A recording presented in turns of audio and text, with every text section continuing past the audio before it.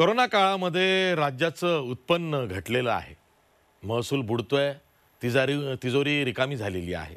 अशा वेळी कोरोनामधनं बाहेर पडायचं आहे, अर्थचक्र पुन्हा सुरू करायचं आहे, त्यासाठी नेमका मार्ग कुठला असला पाहिजे याविषयीच माजी मुख्यमंत्री आणि काँग्रेसचे ज्येष्ठ नेते पृथ्वीराज चव्हाण आपली भूमिका मांडतात, त्यांच्याकडूनच ऐकूया। आज आपला देश, आपलं राज्य किंवा सगळंच जग एका विशिष्ट मैलाच्या दगडाजवळ आलेलं आहे, एक विशिष्ट टप्प्यामध्ये पोहोचलेलं आहे।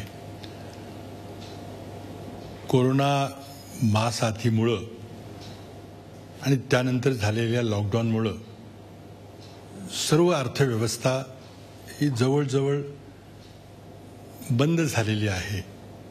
उद्योग असतील, व्यापार असतील, सेवा क्षेत्र असेल, आणि त्यामुळे मग रोजगार, प्रवासी मजूर, सरकारचं उत्पन्न हे अनेक प्रश्न त्यातून उद्भवलेले आहेत, जे आपण पूर्वी कधीही हाताळलेले नाहीत।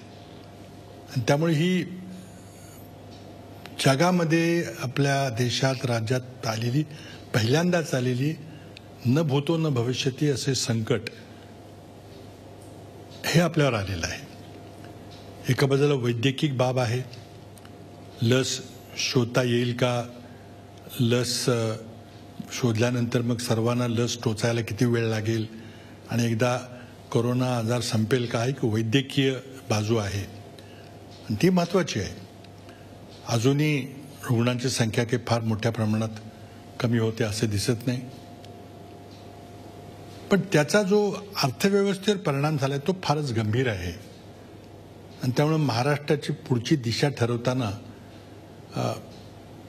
अर्थव्यवस्था पुन्हा कशी रुळावर येईल आणि पुन्हा ही अर्थव्यवस्था जवळजवळ शून्यातून उभी करताना आपल्याला काही मूलभूत काही सुधारणा आपल्या प्रशासनामध्ये, आपल्या धोरणामध्ये काही करता येतील का, याचा विचार करणं गरजेचं आहे। एका बाजूला राज्य सरकारचं जर अंदाजपत्रक पाहिलं तर राज्याच्या सर्व उत्पन्नाचे स्रोत आटलेले आहेत। मग ते स्टॅम्प ड्युटी असेल, ते डिझेल पेट्रोलचा सेल्स टॅक्स असेल, दारूवरची विक्रीचा एक्साईज ड्युटी असेल, वाहनांच्या रजिस्ट्रेशनचा रोड टॅक्स असेल, हे सगळेच उत्पन्नाचे स्रोत गेल्या 3 महिन्यामध्ये लॉकडाऊनमुळे आटलेले आहेत। उत्पन्न कमी झालं तर मग खर्च करणंही अवघड होतं। राज्याच्या एकूण उत्पन्नाच्या 55% खर्च हा पगार, निवृत्तीवेतन आणि घेतलेल्या कर्जावर व्याज भरण्यामध्ये खर्च होतात। बाकीचे राहिलेले पैसे मग आपण विकास कामावर खर्च करायचा प्रयत्न करतो। महसूल कमी झाला की वेतन कसं द्यायचं, निवृत्ती वेतन कसं द्यायचं, व्याज कसं भरायचं, हे प्रश्न उत्पन्न होतात। आणि मोठ्या प्रमाणात केंद्र सरकार जे आपल्या जीएसटीचा हिस्सा म्हणून परतावा देते, किंवा वित्त आयोगाने जी 42% रक्कम देण्याची जी सूचना केलेली आहे, त्यातून प्रत्येक राज्याला काही निधी मिळत असतो। या सगळ्यांची बेरीज केल्यानंतरच राज्य चालते। आज केंद्र सरकारला मोठ्या प्रमाणात कर्ज उभारल्याशिवाय गत्यंतर नाहीये। राज्यांना देखील एका थोड्याफार प्रमाणामध्ये कर्ज काढावं लागतं आणि ती कर्जाची मर्यादा थोडीशी वाढवलेली आहे, पण त्यातून सर्व प्रश्न सुटतील असं नाहीये। म्हणून राज्य चालवताना आपलं उत्पन्न पुन्हा रुळावर कसं येईल, अर्थव्यवस्थेची चाकं पुन्हा कशी वेगाने धावतील, लोकांचे पगार होतील, सप्लाय चेन उद्योगांची पूर्ववत होईल, सेवा क्षेत्र ज्यामध्ये बऱ्याच क्षेत्रामध्ये खूपच मोठं न भरून येणारं नुकसान झालेलं आहे, त्यामध्ये विमान वाहतूक क्षेत्र आहे, त्यामध्ये टुरिझम आहे, हॉटेल व्यवसाय आहे, पर्यटन आहे, ह्या सगळ्या गोष्टी नच्या बरोबर शून्याकडे गेलेले आहेत. आज आपण जर परिस्थिती बघितली तर लोकांचा अर्थव्यवस्थेच्या पुन्हा रुळावर येण्याबद्दल काही खात्रीलायक कोणीही विधान करू शकत नाही. आणि त्यामुळं अनावश्यक गोष्टींच्यावर खर्च करणं किंवा चैनीच्या गोष्टीवर खर्च करण्याचा प्रकार हे जवळजवळ थांबतील असं मला वाटतंय.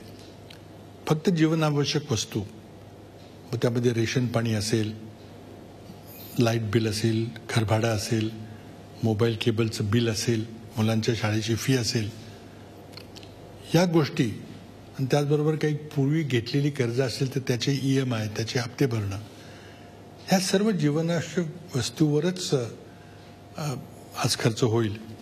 आणि मग ज्याला आपण कन्झ्युमर ड्युरेबल्स म्हणतो किंवा इलेक्ट्रॉनिक वस्तू असतील, घरातल्या फ्रीज, TV सारख्या वस्तू असतील किंवा एखादं नवं घर विकत घ्यायचं असेल त्याकरता कर्ज काढायचं, एखादी गाडी घ्यायची आहे कर्ज काढायचं, ह्या गोष्टी कुणी करायला धजावणार नाही. कारण जोपर्यंत आपल्या पुढच्या महिन्याचा पगार सुरक्षित आहे, आपला कारखाना, आपली फॅक्टरी, आपला व्यापार, आपलं दुकान हे व्यवस्थित चालेल, तिथं गिराईक येत राहतील, आपल्या या सर्व उपक्रमाची वाढ होईल, ही जोपर्यंत खात्री वाटत नाही आणि त्यातूनच मग आपल्या नोकरीची शाश्वती जोपर्यंत देता येत नाही तोपर्यंत ही परिस्थिती राहणार आहे. म्हणूनच सर्व आम्ही केंद्र सरकारला विनंती करतो की ज्याप्रमाणे आंतरराष्ट्रीय जे देश आहेत, श्रीमंत राष्ट्र आहेत, त्याने ज्याप्रमाणे सरकारी तिजोरीतून लोकांचे पगार देण्याचा निर्णय घेतलेला आहे आणि त्यातून मग क्रयशक्ती वाढवून, मागणी वाढवून, डिमांड वाढवून मग सप्लाय चेन ती डिमांड पूर्ण करण्याकरता चालू होईल, अर्थव्यवस्था पुन्हा वेगानं फिरायला लागेल. हे करण्याकरता केंद्र सरकारने जी भूमिका अदा केली पाहिजे ती होताना दिसत नाही. आणि त्याचबरोबर केंद्रानं मोठ्या प्रमाणात राज्य सरकारला मदत केली पाहिजे. त्यांचा हक्काचा जो हिस्सा आहे तो तर दिलाच पाहिजे, पण त्याचबरोबर मदत केली पाहिजे, ती देखील होताना दिसत नाही. म्हणून राज्य सरकारसमोर फार मोठं आव्हान आहे. या आव्हानाला आपण सर्वांनी मिळून तोंड द्यायचं आहे. दुसरी एक गोष्ट या ठिकाणी नमूद केली पाहिजे की यानंतर प्रचंड मोठ्या प्रमाणात आंतरराष्ट्रीय स्तरावर, राज्यांच्या स्तरावर स्पर्धा निर्माण होणार आहे. आपल्या राज्यातले, आपल्या देशातले रोजगार नष्ट होऊ नयेत याकरता मग काही धोरणं ही आखली जाणार आहेत. मग त्यामध्ये चीन आणि अमेरिकेचं व्यापार युद्ध असेल किंवा अलीकडच्या काळामध्ये चीन आणि भारताच्या सीमेवर जी की परिस्थिती निर्माण झालेली आहे त्यातून भारत चीनचं व्यापार युद्ध देखील आपल्या दृष्टीपथात पडतंय आणि या गोष्टींचा रोजगारावर परिणाम होणार आहे. की जर आंतरराष्ट्रीय व्यापार कमी झाला, शून्याकडे गेला, तर मग त्यातून सेवा क्षेत्रामध्ये काम करणारे लोक असतील, व्यापारामध्ये काम करणारे लोक, त्यांच्या नोकरीवर अनिष्ट परिणाम होणार आहे. आणि म्हणून आपल्याला एक अत्यंत ह्युमन रिसोर्सेस किंवा मनुष्यबळ विकास करण्याकडे लक्ष द्यावं लागेल. आज आपण पाहिलं तर अपस्किलिंग सारखे शब्द आपण ऐकतो, वर्क फ्रॉम होम शब्द ऐकतो, कम्प्युटर लिटरसी हे शब्द आपण ऐकतो. आणि त्यामुळे आपला जो सगळा वर्कफोर्स आहे, जे सगळं मनुष्यबळ आहे, त्याची क्षमतावर्धन करणं, त्यामध्ये मग हे सगळे विषय आहेत. आपापल्या स्वतःच्या धंद्यामध्ये, उद्योगामध्ये, आपल्या शिक्षणामध्ये कशी वाढ करता येईल आणि त्याकरता मग डिस्टन्स लर्निंगसारखे जो उपाय आता आपल्याला उपलब्ध झालेले आहेत त्याचा कसा वाढ करता येईल हे करावं लागेल. सरकारला त्या प्रकारचं एक वातावरण निर्माण करावं लागेल. मग ते हाय स्पीड इंटरनेट असो, अन्यथा संगणक असतील किंवा स्मार्टफोन असतील, त्यांच्या किमती कमी करणं आणि जास्तीत जास्त लोकांच्या समोर ह्या सगळी उपकरणं, ज्ञानवर्धनाची साधनं उपलब्ध करणं, त्याचबरोबर रिमोट लर्निंग करता किंवा डिस्टन्स लर्निंग करता जी साधनं आपल्याला तयार केली पाहिजे, जे सॉफ्टवेअर तयार केलं पाहिजे, त्यावर आपल्याला लक्ष द्यावं लागेल. दुसरा महत्त्वाचा विषय मला वाटतो की आपण जे सामाजिक सुरक्षा जाल करण्याकडे दुर्लक्ष केलेलं आहे ते यापुढे करून चालणार नाही. असं एक अचानक काही संकट आलं, कोरोनाची पुन्हा दुसरी लाट आली, तर आता पुन्हा रोजगार मिळणार नाही, उपासमार होईल असं होणार नाही याची काळजी घेतली पाहिजे. आणि त्याकरता आपल्याला सोशल सिक्युरिटी नेट हे तयार करावं लागेल. ही संधी आहे. लघु उद्योग, मध्यम उद्योग आणि सूक्ष्म उद्योग, ज्याला MSME म्हटलं जातं, त्यामध्ये खूप मोठ्या प्रमाणात रोजगार उपलब्ध होतोय. त्या क्षेत्राला मजबूतीनं आपल्या पायावर पुन्हा उभं करण्याचं आव्हान आपल्यासमोर आहे. पहिल्यांदा त्या सर्व उद्योगांची नोंदणी झाली पाहिजे. आज आपल्या देशामध्ये 6,35,00,000 सूक्ष्म, लहान आणि मध्यम उद्योग आहेत, पण त्यापैकी 99.5% उद्योग हे सूक्ष्म उद्योग आहेत आणि फक्त 0.5% हे लहान व मध्यम उद्योग आहेत. त्यामुळे जी वागणूक किंवा जी उपाययोजना आपण लहान आणि मध्यम उद्योगांच्या करता करतो, ज्यामध्ये सरासरी 10 किंवा सरासरी 35 लोक काम करतात, ते एका व्यक्तीच्या उपक्रमामध्ये, म्हणजे 1 असतील 2 असतील माणसं, जे मायक्रो किंवा सूक्ष्म उद्योग आहेत त्यांच्याकरता ती मात्रा, ती उपाययोजना लागू पडणार नाही. पण माझी सर्वात पहिल्यांदा केंद्र सरकारला विनंती असेल की सूक्ष्म उद्योगाचा विभाग वेगळा करावा आणि मग लघु मध्यम उद्योगांना वेगळी ट्रीटमेंट द्यावी. आज बँकेने कर्ज देण्याची जी भूमिका घेतलेली आहे त्यातलं काही प्रमाणात कर्ज, फार थोड्या प्रमाणात कर्ज हे सूक्ष्म उद्योगांना मिळालं तर मिळेल, नाही तर बहुतेक मिळणार नाही. आणि म्हणून रोजगार निर्मिती करणं, रोजगार कायम ठेवणं, नवीन रोजगार विस्तार करणं हे सर्वात मोठं आव्हान हे महाराष्ट्रासमोर असेल. महाराष्ट्राची अर्थव्यवस्था बऱ्याच मोठ्या प्रमाणात प्रवासी मजदूर पेलतात. मग ते बीडमधून पश्चिम महाराष्ट्रात येणारे ऊसतोड कामगार असतील किंवा बिहार, UP, बंगाल, ओरिसामधनं महाराष्ट्रात काम करण्याकरता येणारे माथाडी असतील, दूध पुरवठा करणारे असतील, चौकीदार असतील, अशा अनेक उद्योगामध्ये बाहेरचे लोक आपल्या महाराष्ट्रात येतात आणि महाराष्ट्राच्या अर्थव्यवस्थेला चालना देतात. कदाचित आता तिथं उद्योग जर निर्माण झाले, मनरेगामध्ये जर काही दोघा नवरा बायकोंना चांगले पैसे मिळाले तर ते बहुतेक आपल्या घरीच राहण्याचा निर्णय घेऊ शकतील. म्हणून एका बाजूला अडचणी निर्माण होणार आणि संधीही आहे. अडचण अशी होणार आहे की तात्कालीन आपल्याला माणसं जर मिळाली नाहीत तर मग एखादा ढाबा असेल, एखादं हॉटेल असेल, एखादा माथाडी कामगार जो मालाची ने-आण करतो, ट्रक ड्रायव्हर असेल, रिक्षा चालक असेल, हे सगळे लोक आले नाहीत तर एक संकट निर्माण होईल. पण त्यातूनच संधी उपलब्ध होईल की मग आपल्या महाराष्ट्रातल्या मुलांना योग्य प्रकारचं प्रशिक्षण देऊन त्यांना त्या जागा भरून काढण्याची देखील संधी मिळेल. पण त्याकरता सरकारलाही काही एक अनेबलिंग एन्व्हायरमेंट ज्याला म्हणतात, तर ती अशा प्रकारची एक वातावरण आपल्याला तयार करावं लागेल. दुसरा मुद्दा जो आहे तो शिक्षणाच्या बाबतीमध्ये आपण फार मागं पडलेलो आहोत. राज्यामध्ये जर आपण तुलना केली तर केरळमध्ये जी साक्षरतेचं प्रमाण आहे ते महाराष्ट्रामध्ये पोचायला आपल्याला फार वेळ लागेल.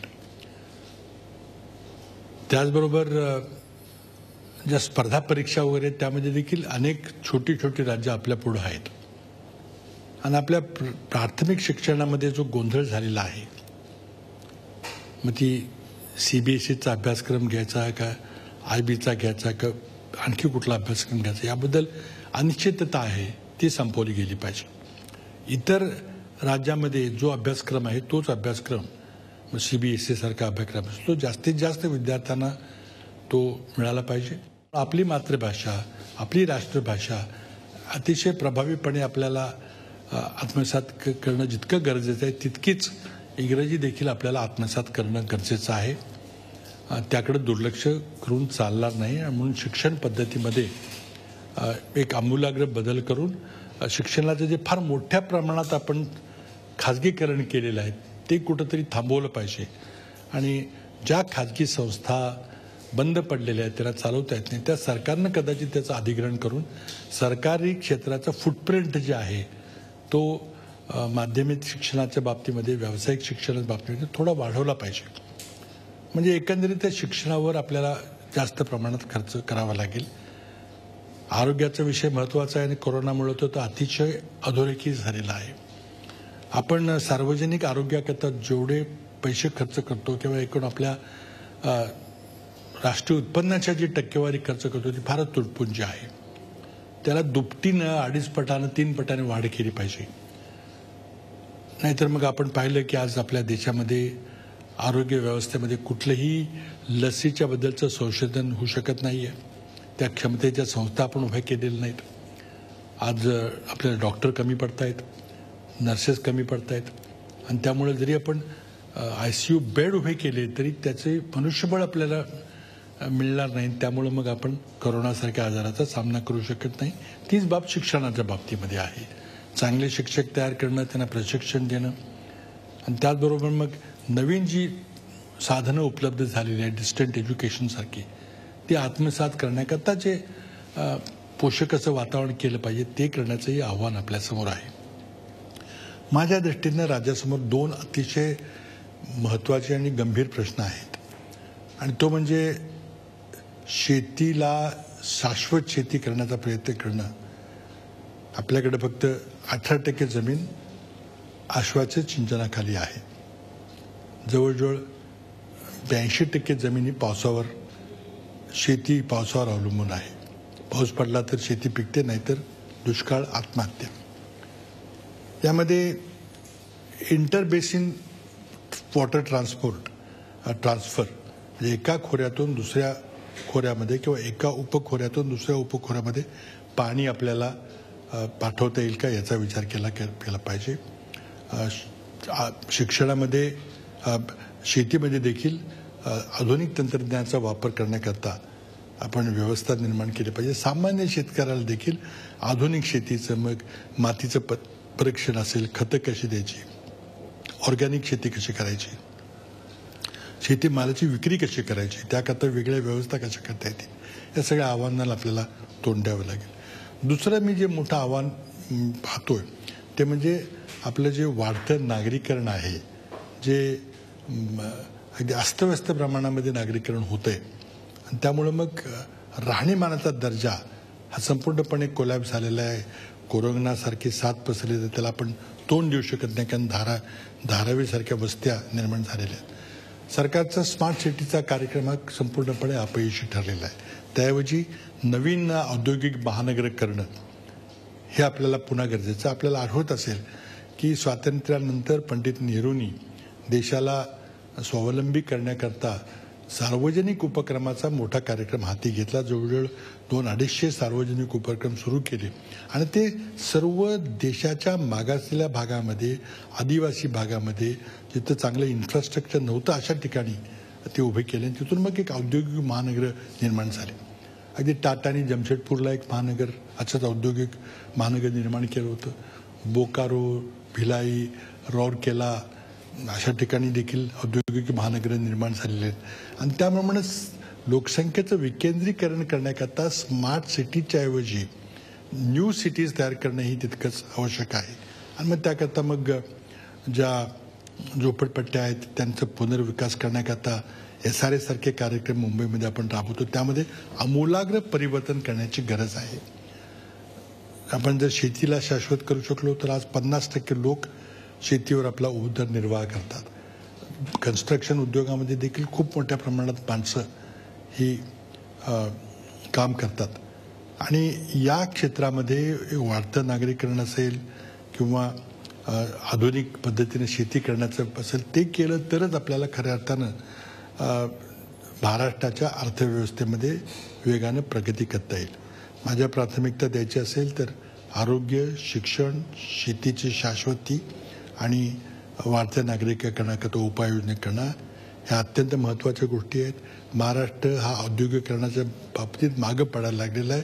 म्हणावी तितकी नवीन गुंतवणूक महाराष्ट्रात आज येत नाही, कारण अनेक प्रकारचे निर्बंध आपण आपल्या स्वतःवर लादून घेतलेले आहेत आणि महाराष्ट्रामध्ये गुंतवणुकीकरता पोषक वातावरण करण्याची अजूनही गरज आहे.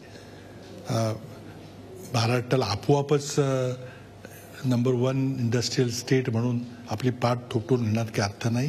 इतर राज्य खूप वेगानं स्पर्धा करत आहेत. ईज ऑफ डुईंग बिझनेसमध्ये व्यापार सुलभता मूल्यांकामध्ये महाराष्ट्राचा नंबर हा देशांतर्गत 13व्या क्रमांकापर्यंत खाली घसरलेला आपण पाहिलेला आहे. मागच्या सरकारनं magnetic Maharashtra, make in India वगैरे कार्यक्रम जाहीर केले, पण त्यामध्ये म्हणावं तितकं यश आलेलं नाही आहे. कोरोना संकटामध्ये मोठं आव्हान आपल्यासमोर आहे. अंमलामध्ये एक इष्टापत्ती समजून आपण त्यातून मार्ग काढायचा प्रयत्न केला पाहिजे.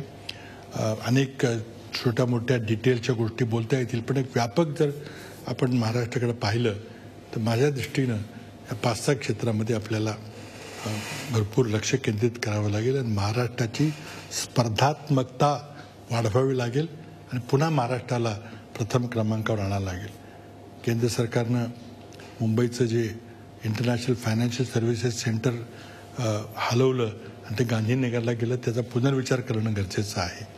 त्याचबरोबर महाराष्ट्रामध्ये जे मागासलेले विभाग आहेत, मग उदाहरणार्थ अमरावती डिव्हिजन असेल, मराठवाडा डिव्हिजन असेल किंवा नागपूर डिव्हिजनचाही काही जिल्हे असतील जे खूप मागासलेले आहेत, तिथं कुठल्याही प्रकारचे उद्योग नाहीत, तर अशा 0 इंडस्ट्री डिस्ट्रिक्टमध्ये देखील सार्वजनिक प्रकल्प उभे करायचा आग्रह आपण धरला पाहिजे.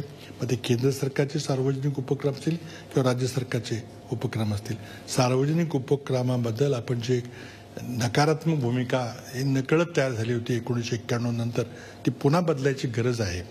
पण आज दुर्दैवानं केंद्र सरकार सर्व उपक्रमाचं खाजगीकरण करण्याचा झपाटा लावलेला आहे. तो चुकीचा आहे. नवीन औद्योगिक महानगरं ही बॅकवर्ड एरियाजमध्ये, मागासलेल्या भागामध्ये केली तरच मायग्रंट वर्करची जी समस्या आहे, खूप मोठ्या प्रमाणात रोजगार मिळत नाही म्हणून UP, बिहार, बंगाल, ओरिसासारख्या राज्यामधून लोक गुजरातमध्ये, महाराष्ट्रामध्ये, कर्नाटकमध्ये जातात. ते कुठेतरी थांबवावं लागेल, कारण हे माणुसकीला धरून नाही आहे. प्रत्येकाला आपापल्या गावीच जर रोजगार उपलब्ध झाला, त्याला फार मोठ्या प्रमाणात स्थलांतर करावं लागलं नाही, तर त्याची डिग्निटी, त्याची मानवता ही साबित राहू शकते. कोरोनामध्ये आपण पाहिलं की या प्रवासी मजुरांचे फार हाल झाले. महाराष्ट्रानं पुन्हा एक देशाची अर्थव्यवस्था मजबूत करण्याकरता प्रयत्न केले पाहिजे. महाराष्ट्र हा एक देशाच्या अर्थव्यवस्थेचा महत्त्वाचा किंवा सर्वात मोठा एक घटक आहे आणि त्या घटकानं जर वेगानं अर्थव्यवस्था रुळावर आणली तर देशाच्या अर्थव्यवस्थेला रुळावर आणण्यामध्ये फार मोठं सहभाग मिळणार आहे. महाराष्ट्र ते करेल अशी मला खात्री आहे आणि याबद्दलच मी आपल्या सर्वांना शुभेच्छा देतो आणि थांबतो. धन्यवाद पृथ्वीराज चव्हाण. पृथ्वीराज चव्हाण कुठल्याही प्रश्नाच्या मुळाशी जाऊन धोरणात्मक निर्णय घेण्यासाठी त्या दृष्टीनं त्या विषयाची मांडणी करतात. महाराष्ट्राचे मुख्यमंत्री असताना सुद्धा त्यांनी पंचसूत्री जी सांगितली होती त्याच आधार आत्ताही करोनानंतरचा महाराष्ट्र कसा असेल तर आपल्याला आपल्या गरजा, त्याचबरोबर आपलं उत्पन्न आणि खर्च, मग तो विकास कामांमध्ये असेल, कशा पद्धतीनं झाला पाहिजे, त्याशिवाय कुशल ज्याला मॅनपॉवर आपण जर का निर्माण करायचं असेल तर मग आपल्याला काही पायाभूत विचार करावा लागेल. मग आरोग्य, शिक्षणासारख्या क्षेत्रांमध्ये गुंतवणूक वाढवावी लागेल असा आग्रह पृथ्वीराज चव्हाण हे धरतायत. त्यांची ही भूमिका त्यांनी सविस्तर मांडलेली आहे.